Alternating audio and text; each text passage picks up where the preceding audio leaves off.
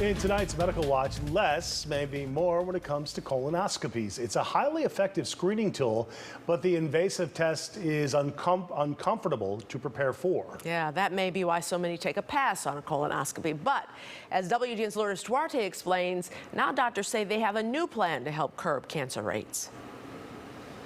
The actual reduction has been reported as high as more than 2/3 of colorectal cancers not even happening from getting colonoscopies. So it's very powerful preventative tool. Yet the test is underutilized by patients. About 60% of people eligible are getting colonoscopy. That's not enough to make a dent in the mortality rate. Colon cancer is the second deadliest cancer in the United States. We're still seeing a stubborn rate of colorectal cancer incidence and death that we've had challenges in reducing.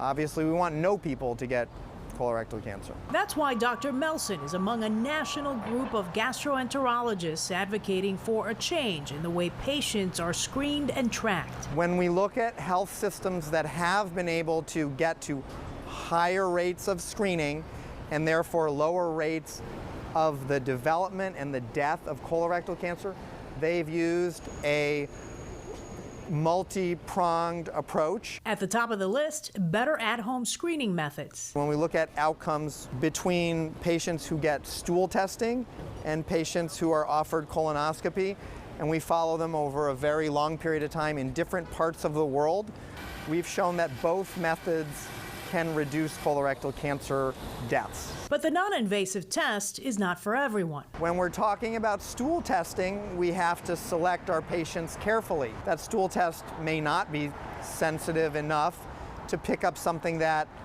in 5 years or in 3 years may then develop colorectal cancer. Doctors hope to partner with manufacturers to improve sensitivity. In other words, develop more effective biomarkers to detect an early problem.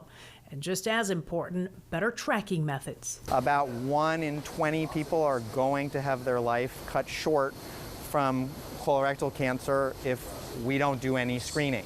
It's very important that we have a system that tracks patients so that if we apply a non-invasive stool test and it clicks off, ding, ding, ding, this patient is at higher risk. But if we somehow lose that patient or we delay that care, and that becomes increasingly relevant in the time of the COVID pandemic, we will likely see that those patients will have worse outcomes. And current guidelines recommend colonoscopy at the age of 45, but for those with symptoms or a family history, screening should be done a bit earlier. I'm Lourdes Duarte, WGN News.